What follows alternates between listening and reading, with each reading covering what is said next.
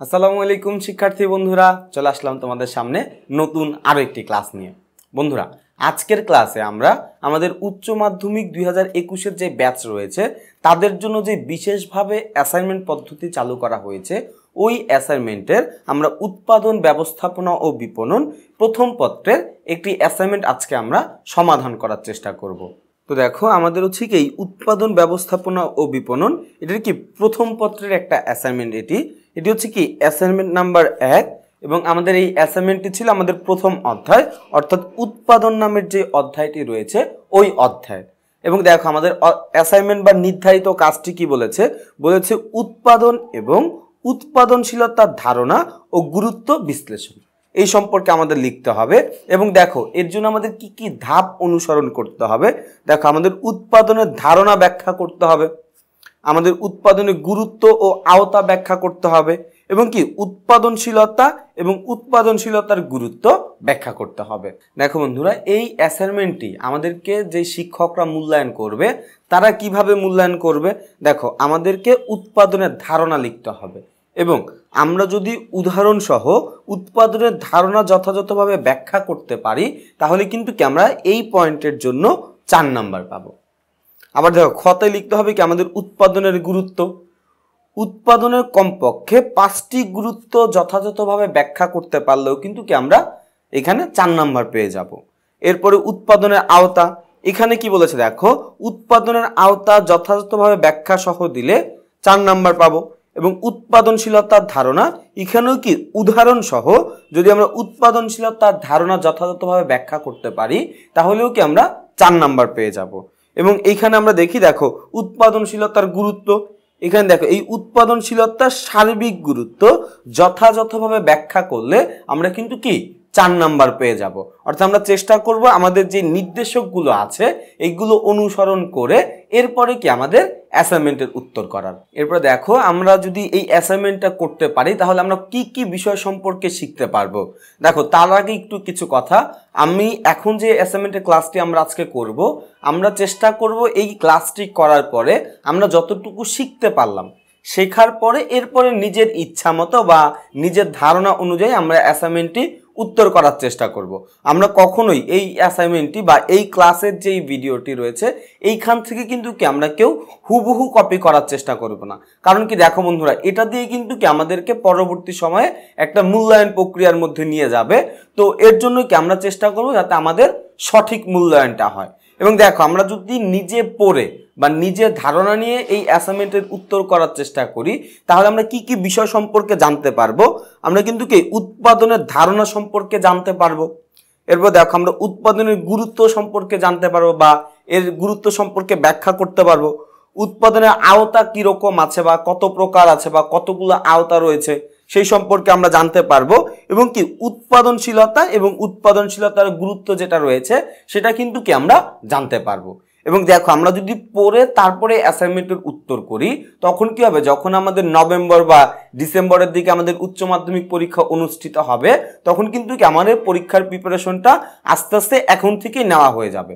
তো আমরা চেষ্টা করব আগে পড়ে এরপরে কি করা, অ্যাসাইনমেন্টের উত্তর করা। তো দেখো বন্ধুরা, আমরা অ্যাসাইনমেন্টের মধ্যে আসি। দেখো, আমাদের অ্যাসাইনমেন্টের নির্ধারিত কাজটি কি ছিল, উৎপাদন এবং উৎপাদনশীলতার ধারণা ও গুরুত্ব বিশ্লেষণ। এবং এখানে আমাদের কি কি সম্পর্কে লিখতে হবে। দেখো, আমাদের প্রথমেই কিন্তু কি উৎপাদনের ধারণা সম্পর্কে লিখতে হবে। তো আমরা আসি, দেখো উৎপাদনের ধারণা, এটি কিন্তু আমাদের ক নাম্বারে লিখতে হবে। উৎপাদনের ধারণা, দেখো অর্থনীতির মৌলিক বিষয়গুলোর মধ্যে উৎপাদন অন্যতম। উৎপাদন না হলে কোনো কিছুর অস্তিত্ব সম্ভব নয়। মানুষের প্রয়োজন মেটানোর জন্য ভোগ সম্ভব নয় উৎপাদন ছাড়া। অর্থাৎ আমরা যেই পরিমাণে পণ্য বা সেবা ভোগ করি এটা কিন্তু কি কখনোই সম্ভব হতো না যদি উৎপাদন না থাকতো। এবং এই উৎপাদনকে ঘিরে যাবতীয় অর্থনৈতিক কার্যাবলী পরিচালিত হয়। এবার দেখো, আমরা এই দিকে আসি। সাধারণ অর্থে উৎপাদন বলতে কোনো কিছু সৃষ্টি করাকে বোঝায়। তবে পৃথিবীর সকল মৌলিক পদার্থ বা পদার্থগুলো মৌলিকভাবে প্রাকৃতিক প্রদত্ত হওয়ায় মানুষ নতুন করে কোনো কিছু সৃষ্টি করতে পারে না।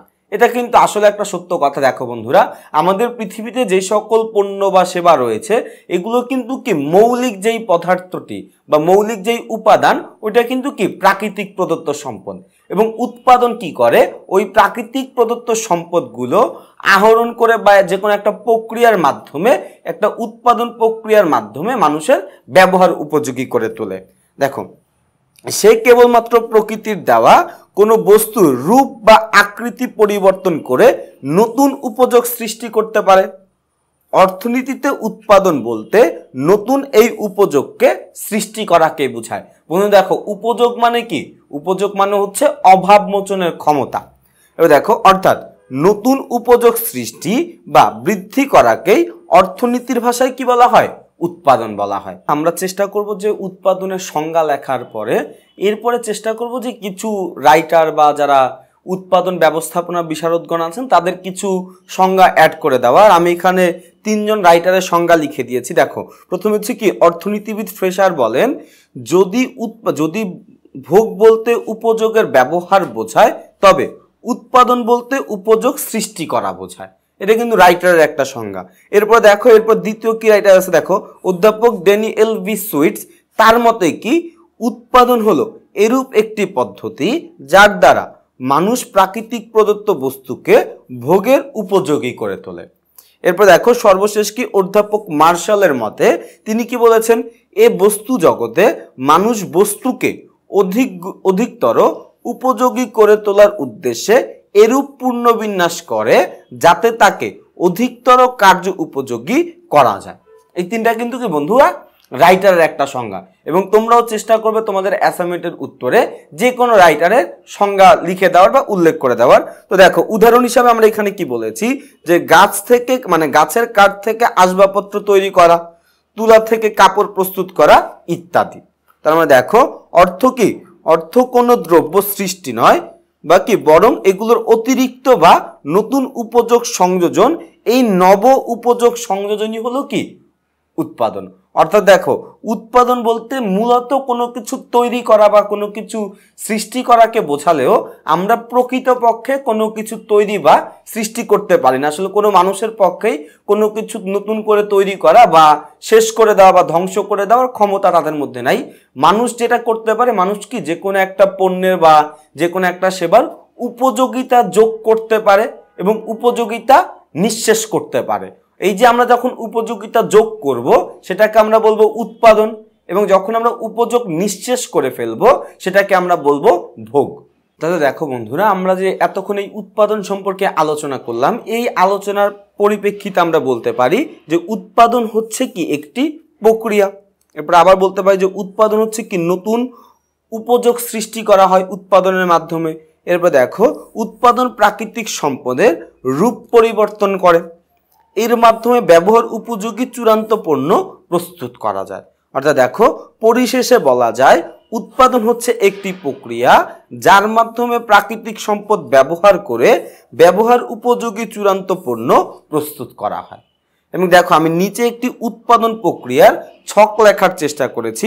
দেখো, আমরা চেষ্টা করব কি এই ছকটা আমাদের অ্যাসাইনমেন্টের উত্তরে লেখার। দেখো, আসলেও কি একটা উৎপাদন প্রক্রিয়া কিভাবে কাজ করে। দেখো, প্রথমে কি করা হয়, এই যে উপকরণ যেগুলোকে আমরা বলি, এই উপকরণগুলো সংগ্রহ করা হয়। যেমন উৎপাদনের উপকরণ 4টি আমরা সবাই জানি, যে ভূমি, শ্রম, মূলধন এবং হচ্ছে কি সংগঠন। এবং এখানে ভূমি বলতে প্রাকৃতিক সম্পত্তিগুলোকে বোঝায়। এই উৎপাদনের উপকরণগুলো কি করা হয়, প্রথমে রূপান্তর করার জন্য একটা প্রক্রিয়ার মধ্যে যায়। এখানে যেমন লিখে দিয়েছি প্রক্রিয়া ক, খ, গ, যে কোনো একটা প্রসেসের মধ্যে যায় এবং ওই প্রক্রিয়াজাতকরণের মাধ্যমে কি করা হয়, এই উপকরণগুলো তখন যে কোনো একটা পণ্য বা সেবায় রূপান্তর করা হয়, যেটাকে আমরা বলি হচ্ছে চূড়ান্ত পণ্য। এই ছকটা হচ্ছে কি উৎপাদন প্রক্রিয়ার একটা ছক। আমরা চেষ্টা করব এই ছকটিও কি আমাদের অ্যাসাইনমেন্টের যে উত্তরটি রয়েছে সেখানে লিখে দেওয়া। এরপরে দেখো বন্ধুরা, আমাদের খ নাম্বারে বলেছে হচ্ছে উৎপাদনের গুরুত্ব সম্পর্কে লিখতে। তো উৎপাদন কাকে বলে আমরা এতক্ষণ আলোচনা করলাম, যে কোনো প্রাকৃতিক সম্পত্তি আহরণ করে তাকে একটা প্রক্রিয়াজাত করার মাধ্যমে বা নতুন কোনো উপযোগ যোগ করার মাধ্যমে যখন ব্যবহার উপযোগী একটা পণ্য বা সেবায় রূপান্তর করা হয়, সেটাকেই কিন্তু কি আমরা উৎপাদন বলি। এবং উৎপাদন কিন্তু কি শিল্পের বাহন হিসাবে কাজ করে। আমরা এখানে আসি উৎপাদনের গুরুত্বের মধ্যে। দেখো, প্রাকৃতিক প্রদত্ত সকল সম্পদ সরাসরি ভোগ বা ব্যবহার করা যায় না, তাই এগুলোকে ব্যবহার উপযোগী করে তোলার জন্য আকার, আকৃতি ও রূপ পরিবর্তন করতে হয়, একে উৎপাদন বলে। এবং দেখো, বিভিন্ন দৃষ্টিকোণ থেকে উৎপাদনের গুরুত্ব নিম্নে আলোচনা করা হলো। এবং বন্ধুরা দেখো, আমরা কিন্তু আমাদের অ্যাসাইনমেন্টের শুরুতেই পড়েছিলাম যে আমাদের এইখানে কি যদি আমরা পূর্ণ নাম্বার পেতে চাই, তাহলে আমাদের উৎপাদনের 5টা গুরুত্ব খুব ভালোভাবে ব্যাখ্যা করতে হবে, তাহলে কিন্তু কি আমরা 4-এ 4 পেয়ে যাব। তো দেখো, আমাদের প্রথম গুরুত্বটা কি ছিল? আমাদের প্রথম গুরুত্ব ছিল উদ্দেশ্য অর্জন। দেখো, প্রতিষ্ঠানের উদ্দেশ্য হচ্ছে মুনাফা অর্জন করা।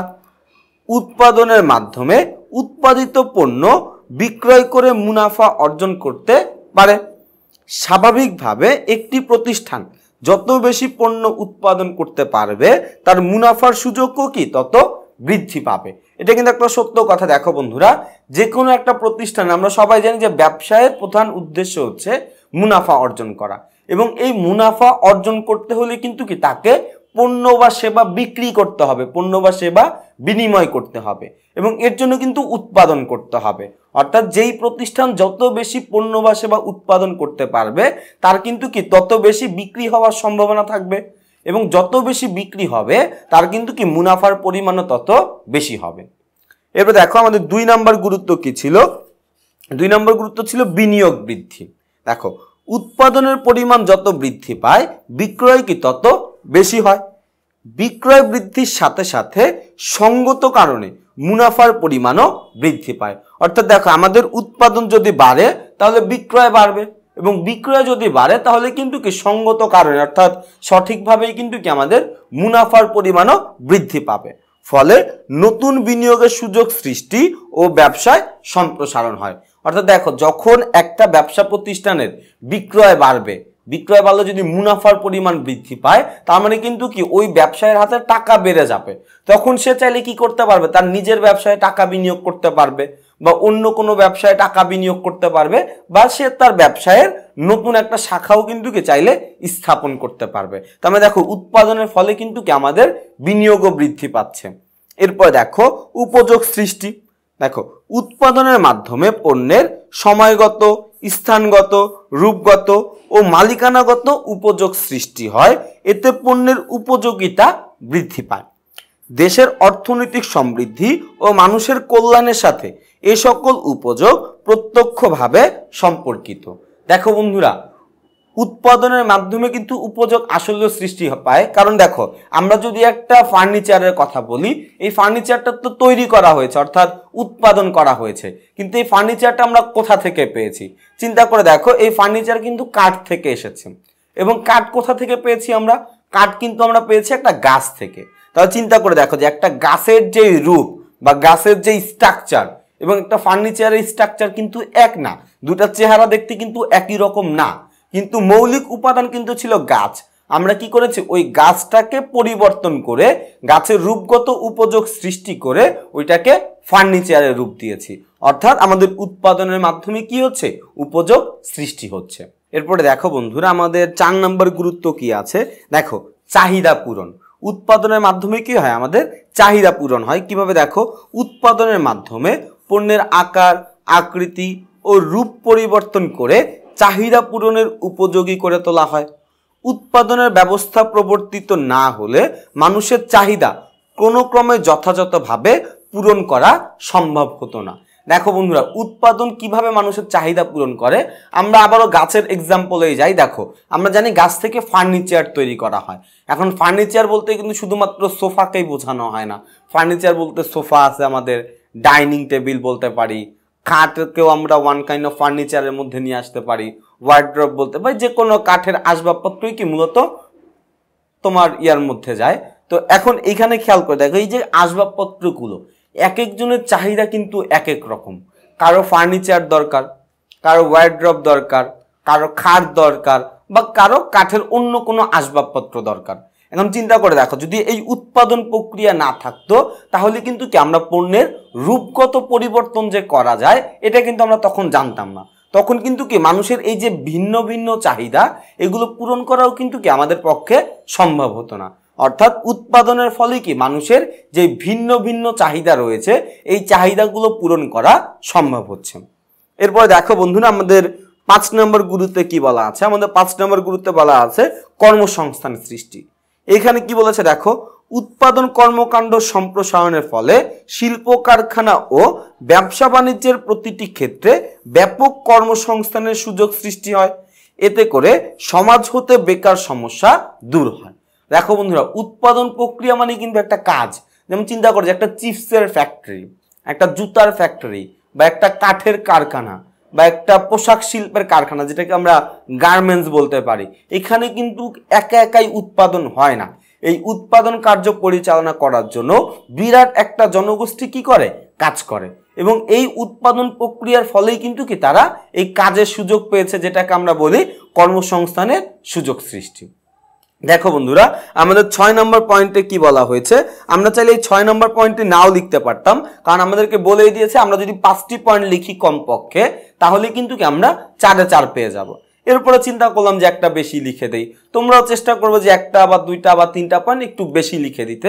দেখো, বেশি লিখলে কিন্তু আমাদের কোনো সমস্যা নেই, কারণ টিচার যে 5টি পয়েন্ট খুঁজছে সে তো তার প্রয়োজন মতো 5টি পয়েন্ট পাচ্ছে, সমস্যা নেই।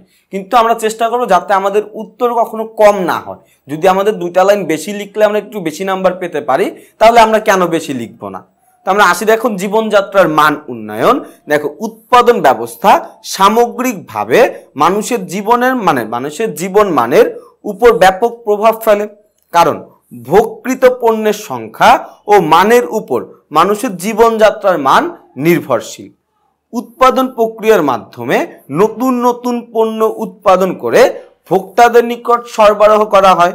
এতে জীবনযাত্রার মান আরো উন্নীত হয় বা আরো বেড়ে যায়। দেখো বন্ধুরা, আমরা যদি একটা মুদির দোকানদারের কথা চিন্তা করি, আমরা চিন্তা করলাম যে একটা মুদির দোকানের কথা চিন্তা করলাম। দেখো বন্ধুরা, ওই মুদির দোকানে কিন্তু কি যত বেশি পণ্য বিক্রি হবে ওই মুদির দোকানদারে যিনি থাকবে তার কিন্তু তত বেশি লাভ, এবং তার যত বেশি লাভ হবে তার কিন্তু কি জীবনযাত্রার মানটা তত বেশি বেড়ে যাবে। অর্থাৎ মনে করো সে যদি আগে প্রতিদিন দোকান থেকে 500 টাকা ইনকাম করতো এবং কোনো কারণে যদি তার উপার্জন বেড়ে 1000 টাকা হয়ে যায়, তার মানে কি তার আগে জীবন ধারণের ব্যবস্থা যেই রকম ছিল এখন কিন্তু কি এর থেকে একটু বেড়ে যাবে। হয়তোবা সে আগে সপ্তাহে 1 দিন মাংস খেত, এখন 2 দিন খাওয়ার চেষ্টা করবে, বা যে কোনো একটা ভাবে তার পোশাক আশাক বা তার খাবার দাবার বা তার চলাফেরার যে একটা ধরন এটার মধ্যে কি বিরাট একটা উন্নতি সাধন হবে। এবং এটাও কিন্তু খেয়াল করে দেখো সম্পূর্ণটাই হচ্ছে কি উৎপাদনের মাধ্যমে, কারণ উৎপাদন হওয়ার ফলেই কিন্তু কি সে মুদির দোকান দিয়ে পণ্য বিক্রি করতে পারছে, এবং পণ্য বিক্রি হওয়ার ফলেই কিন্তু কি তার জীবনযাত্রার মানটা উন্নত হচ্ছে। তো আলটিমেটলি কিন্তু কি আমাদের উৎপাদনের ফলেই একটা ব্যক্তি বা একটা জাতির জীবনযাত্রার মান উন্নয়ন হয়। এরপরে দেখো বন্ধুরা, আমাদের গ নাম্বারে কি বলেছে? আমাদের গ নাম্বারে বলেছে উৎপাদনের আওতা ব্যাখ্যা করতে বা উৎপাদনের আওতা সম্পর্কে লিখতে বলেছে। দেখো, উৎপাদনের আওতা বলতে কি, উৎপাদনের প্রভাব যতটুকু পর্যন্ত যাচ্ছে ওই প্রভাবের যে সীমাটা ওই সীমা পর্যন্তই কিন্তু কি উৎপাদনের আওতা। অর্থাৎ একটা প্রতিষ্ঠানের উৎপাদন প্রক্রিয়া বা যে কোনো উৎপাদন প্রক্রিয়া কি কি বিষয়ের উপরে প্রভাব ফেলে সেটাকেই কিন্তু কি আমরা উৎপাদনের আওতা বলি। তো এখানে আমরা খেয়াল করে দেখো, উৎপাদনের আওতা বলতে উৎপাদনের অন্তর্ভুক্ত বিষয়গুলোকে বোঝায়। আমাদের জীবনের সকল অর্থনৈতিক কর্মকাণ্ড বা অর্থনৈতিক কার্যক্রম উৎপাদনের উপর নির্ভরশীল। মানব সভ্যতার উন্নয়নের সাথে সাথে উৎপাদনের আওতা ব্যাপকভাবে সম্প্রসারিত হচ্ছে। নিম্নে উৎপাদনের আওতার বিষয়গুলো আলোচনা করা হলো।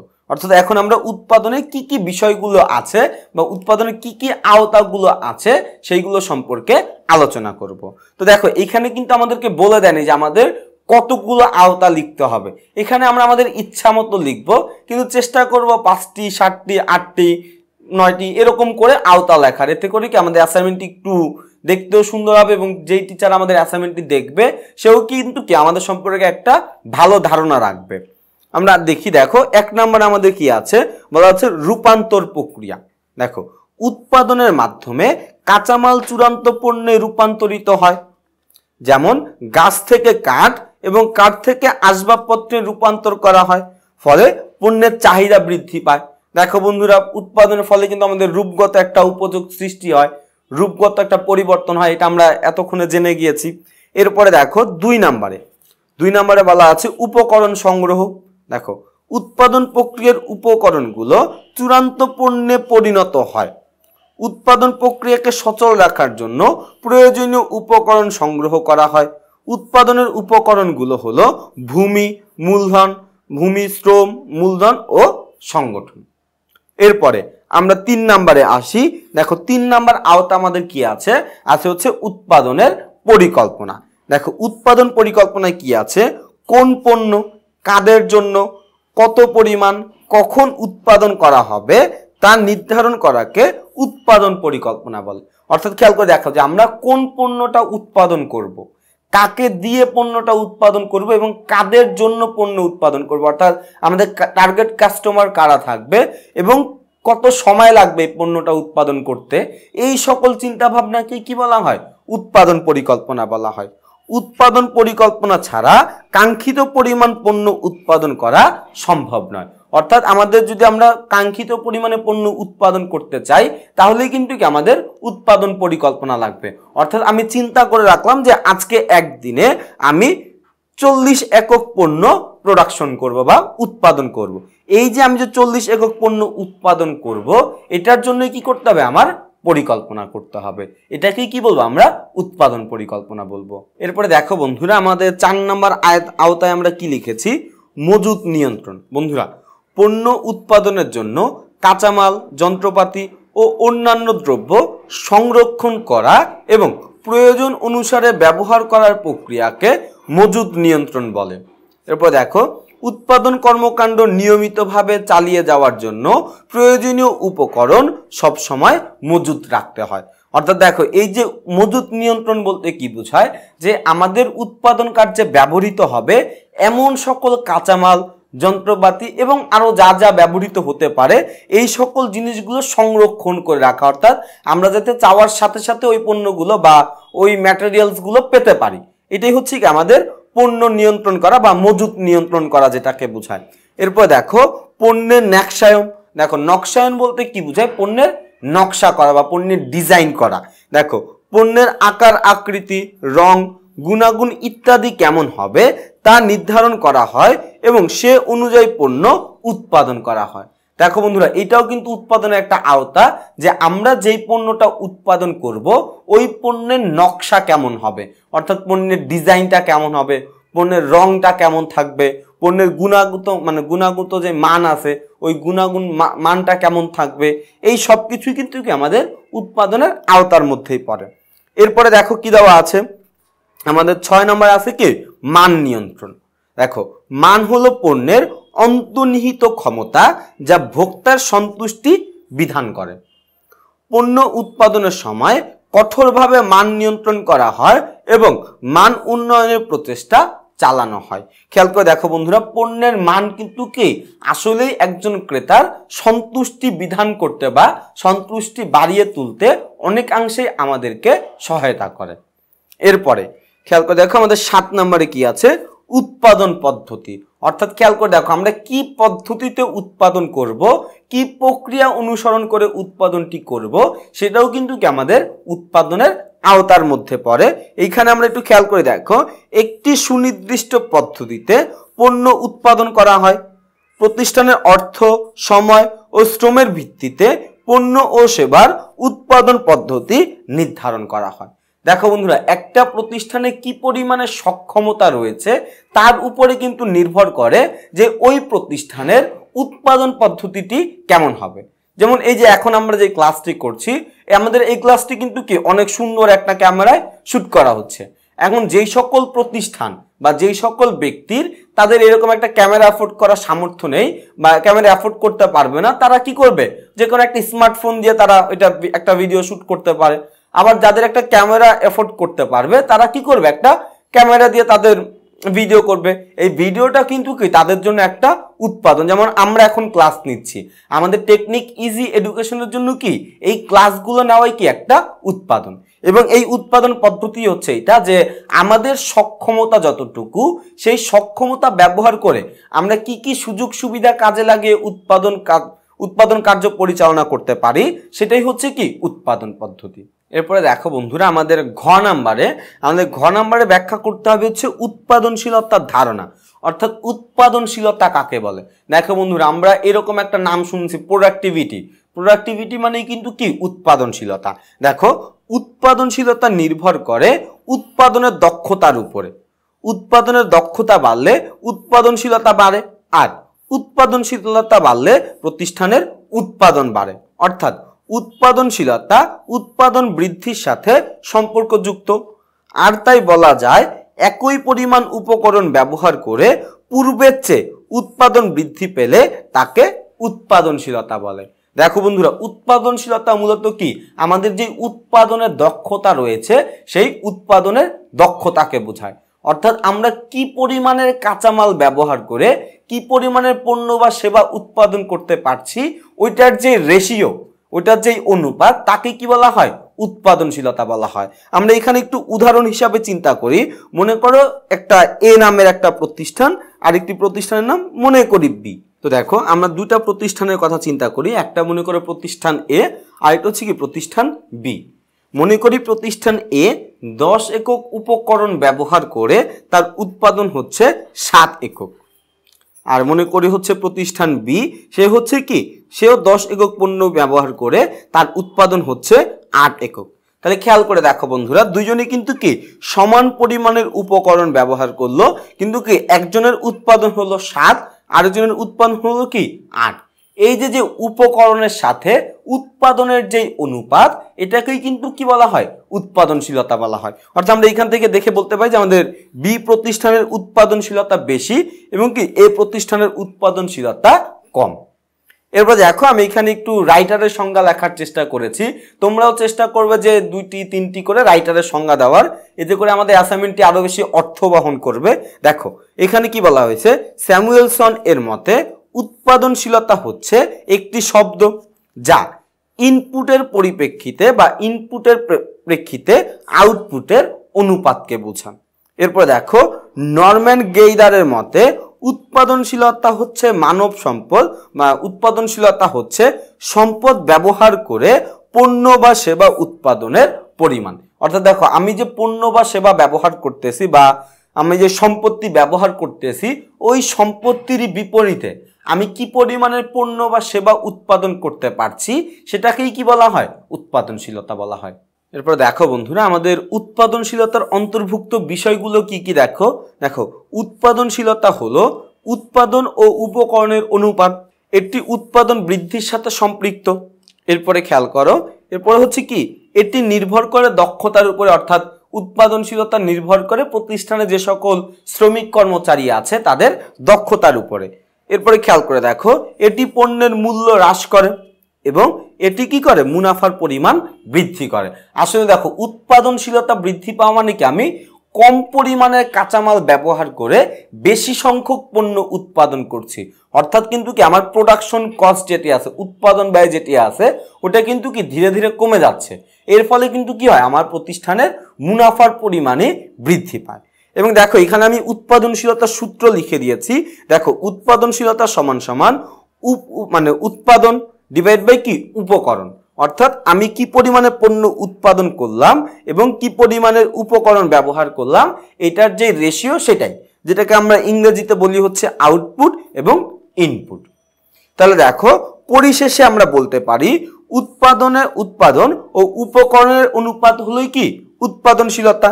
সম্পদ ব্যবহারে শ্রমিক ও ব্যবস্থাপনা দক্ষের উপর উৎপাদনশীলতা নির্ভর করে। একই পরিমাণে বা একই উপকরণ ব্যবহার করে উৎপাদনের পরিমাণ পূর্বের তুলনায় বৃদ্ধি পেলে উৎপাদনশীলতা বৃদ্ধি বলা হবে। এরপরে দেখো বন্ধুরা, আমাদের অ্যাসাইনমেন্টের সর্বশেষ যে টপিকটি আছে আমাদের বলেছে হচ্ছে উৎপাদনশীলতার গুরুত্ব সম্পর্কে লিখতে হবে। অর্থাৎ উৎপাদনশীলতার সার্বিক যে গুরুত্ব আছে ওই গুরুত্ব সম্পর্কে আলোচনা করতে হবে। তাহলে দেখো বন্ধুরা, উৎপাদনশীলতা বলতে উৎপাদনের দক্ষতাকে বোঝায়। উৎপাদনশীলতা বৃদ্ধির ফলে প্রতিষ্ঠানের উৎপাদন বৃদ্ধি পায়, ব্যবসা সম্প্রসারিত হয় ও কর্মসংস্থানের সুযোগ সৃষ্টি হয়।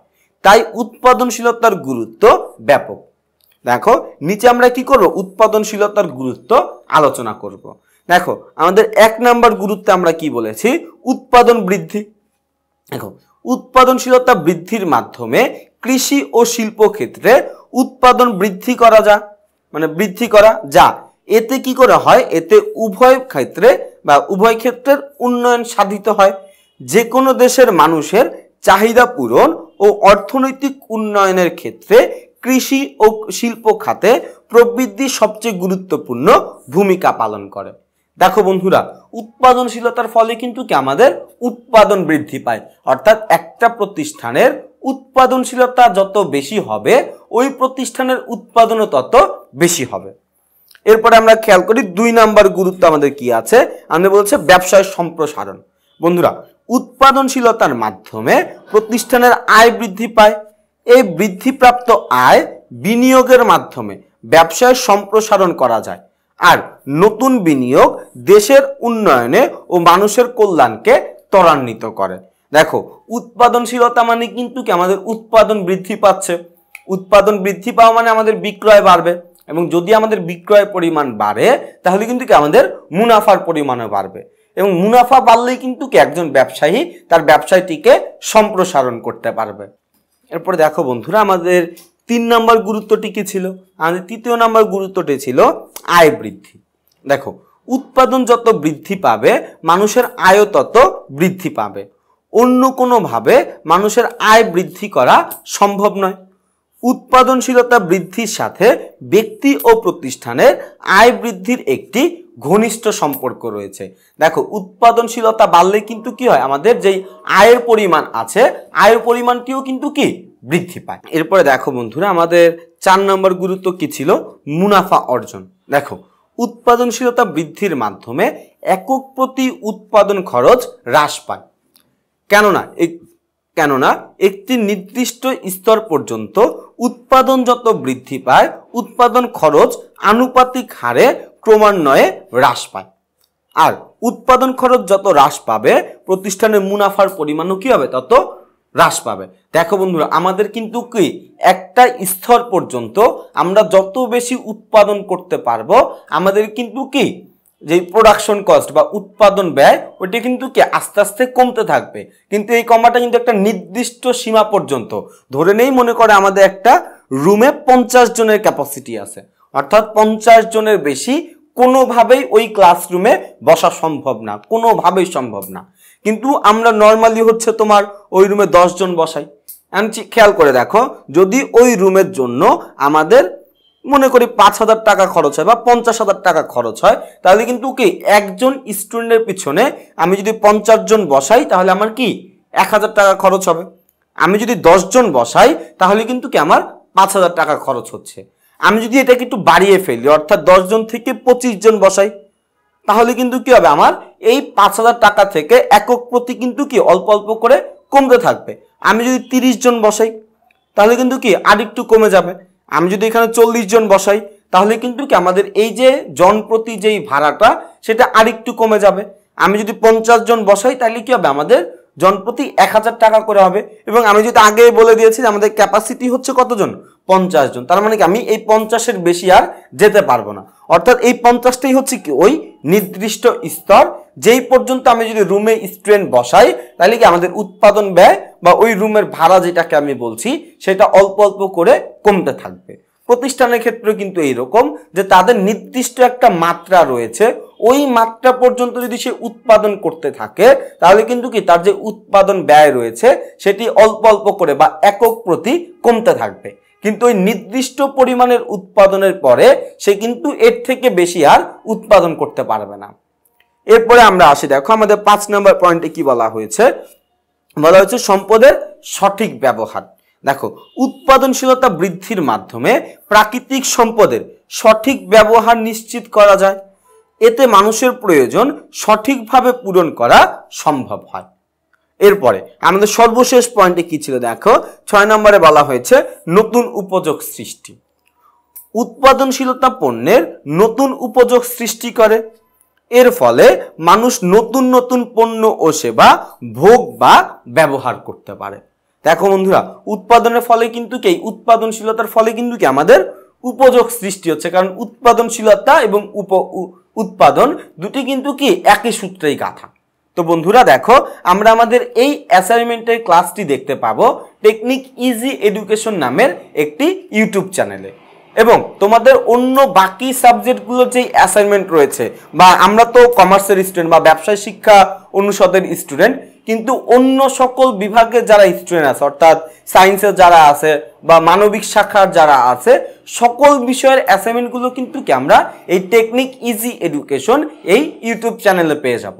এবং এর পাশাপাশি বা তোমরা যারা দীর্ঘদিন যাবত এই টেকনিক ইজি এডুকেশনের সাথে রয়েছো, আমাদের সাথে ক্লাস করছো, কিছু জানার চেষ্টা করছো, তোমাদের মতামত আমাদেরকে জানাচ্ছ, তোমরা সবাই কিন্তু জানো যে তোমাদের প্রয়োজনেই এবং তোমাদের সুবিধার কথা চিন্তা করেই আমরা কিন্তু কি টেকনিক ইজি এডুকেশন ক্রিয়েটিভ এবং টেকনিক ইজি এডুকেশন এমসিকিউ নামে দুটি আলাদা চ্যানেল খুলেছি।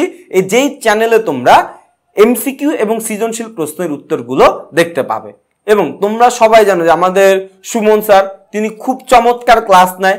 এবং তোমরা যারা এই সুমন স্যারের এক্সক্লুসিভ ম্যাথ ক্লাসগুলো করতে চাও, তোমরা কিন্তু কি সুমন রেজা নামে যে চ্যানেলটি রয়েছে এই চ্যানেলে ঘুরে আসতে পারো। এবং হ্যাঁ বন্ধুরা, এই ভিডিও ক্লাসটি তোমাদের কেমন লাগলো সেটা তোমরা অবশ্যই কমেন্ট বক্সে জানাবে। পরবর্তী ক্লাসে তোমাদের সাথে দেখা হবে নতুন কোনো বিষয় নিয়ে। ততদিন পর্যন্ত সবাই ভালো থাকবা, সুস্থ থাকবা। আসসালামু আলাইকুম।